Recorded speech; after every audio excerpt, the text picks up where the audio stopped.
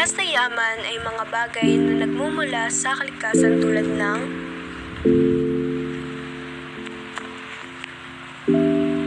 lupa, kabundukan, kagubatan, ilog, lawa, at nakadepositong mineral.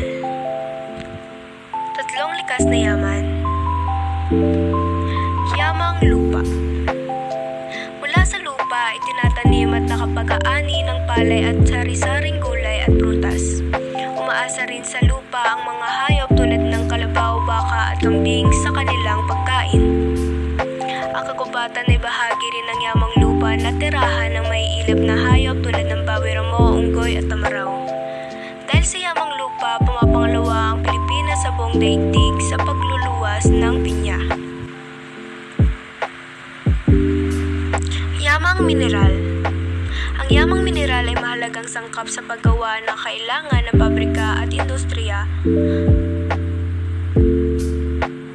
May mineral naman na metal at tulad ng ginto, bakal at tanso.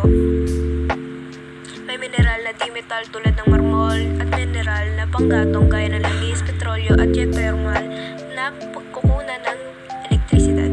Dahil sa yamang mineral, ang Pilipinas ay panlima sa may pinakamayamang deposito ng nickel sa buong daigdig.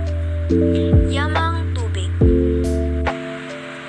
Isang arkipelago ang bansang Pilipinas, kaya naman ang yamang tubig nito tulad ng dagat, gulpo, ilog at lawa ay ginawang pangisdaan. Maraming salamat po sa pakikinig. Muli ako po si Elisha Yuan T. Cruz.